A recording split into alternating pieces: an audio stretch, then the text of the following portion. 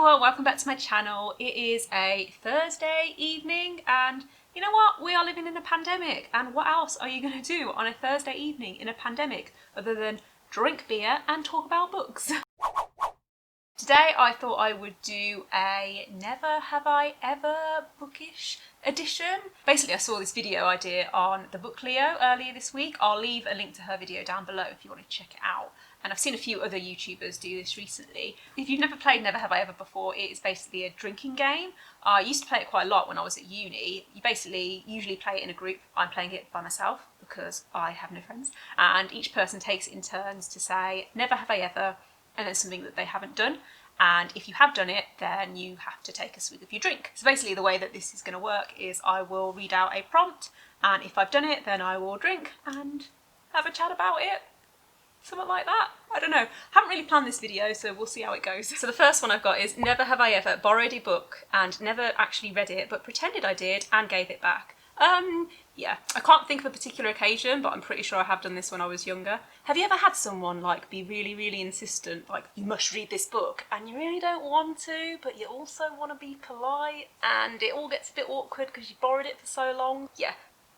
So the next one is, never have I ever preferred the film or TV adaptation to the book. Yes, I actually spoke about this in my last video. I much preferred the TV show Normal People to the book. The book was boring, like, sorry if you loved it, but yeah, I much preferred the TV show. I think I could also say this about Outlander, to be fair, because I watched that first and I really loved it. I loved the characters, I loved the whole setting.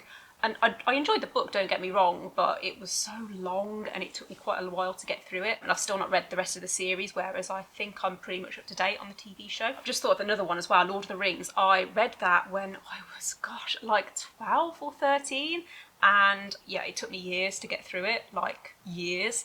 But I really love the films. The Hobbit films, on the other hand, don't watch them, trash. The next one, which kind of links to the other one, is never have I ever hated someone for preferring the film over the book. I mean, hate is a strong word. Like, I'd probably judge you. No, I'm only joking. I mean, sometimes the film is better. I'm sorry. You like what you like. We don't judge here. Like, this is a safe space. If you prefer the film or the TV show, then that is fine. Okay, the next one is, never have I ever lied about what I'm reading because I was embarrassed. There's only one book that I can actually think of for this, and I mean, I'll admit to it now, 50 Shades of Grey. I got caught up in the hype and I read it when it first came out. Worst book I've ever read, but also highly entertaining, and I have no regrets. So the next one is, never have I ever bought an entire series only to find I hated the first book and didn't want to read the rest.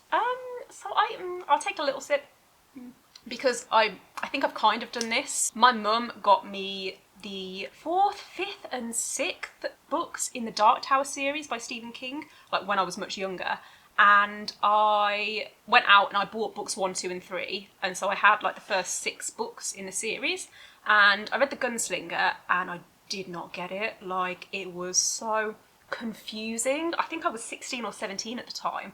And I started the second book and I got about a third of the way through and I was like, yeah, I can't do this. So I put it down and I was going to give up, but then a few months later I went back to it, started reading it again, and I did end up loving it, and I finished like the rest of the series. So yeah, that could have gone a different way, but yeah, thankfully I did go back. I don't like not finishing series. Maybe that's changed now that I'm older, but when I was younger I would commit. If I read the first book, I am reading the 6th, 7th, 8th, 9th, 10th, yeah. Okay, so next one. Never have I ever read a series out of order. Not on purpose. Like, I mean, do people do that? I will drink for this because, do you know, sometimes in thriller book series, sometimes you'll have a detective. I think this is a big thing within crime thrillers. You'll have a detective and each book is a different story, like it's an individual story, but you can read each of the books as a standalone novel, and I'm pretty sure I've done that. I think I did it with some Rachel Abbott books and 13 by Steve Kavanagh. It's like the 3rd or 4th book in the Eddie Flynn series, and it's really good. Like, it's I stayed up until 4 o'clock in the morning to finish it. Yeah, I hadn't read like the first few books in the series, but I read that and loved it, and I might go back and read the books at the start of the series, but I've heard that they're not as good. So the next one I have is, never have I ever cried while reading a book. Yeah, I do this all the time. In fact, I might actually do a whole video on this of books that made me cry, because you know what, sometimes I'm in that kind of mood. Sometimes a book just hits me right in the feels. And I mean, the last book series that I read, cried out of like happiness, not because it was rubbish or anything. I like a book where I can get emotionally invested in it and like emotionally invested in the story. And so if then something happens to the characters, or if there's some profound moment, then yeah, I cry all the time. Next one, never have I ever been so mad while reading a book that I threw it across the room.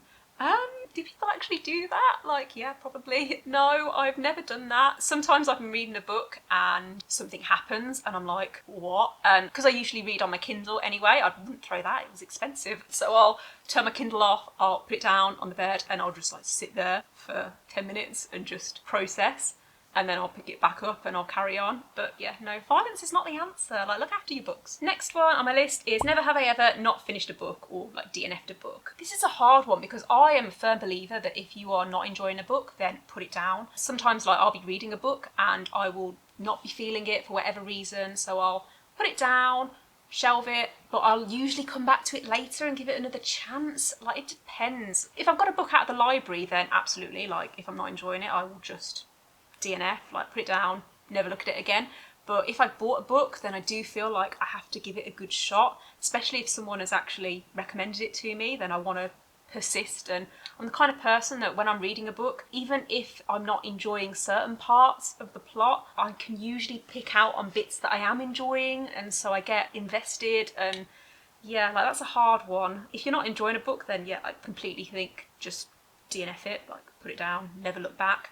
But at the same time, I understand why some people do feel like they have to finish a book, because I'm one of them. So the next one is, never have I ever lost a book. Yes, I have no idea what I've done with my Harry Potter books, literally. I mean, I'm probably never going to read them again, if I'm being completely honest, but they were in my spare room.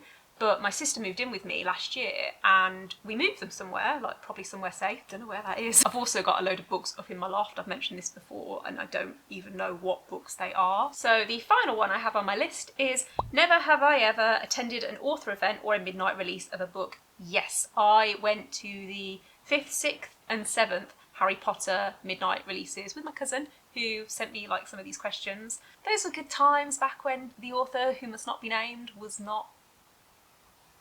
yeah.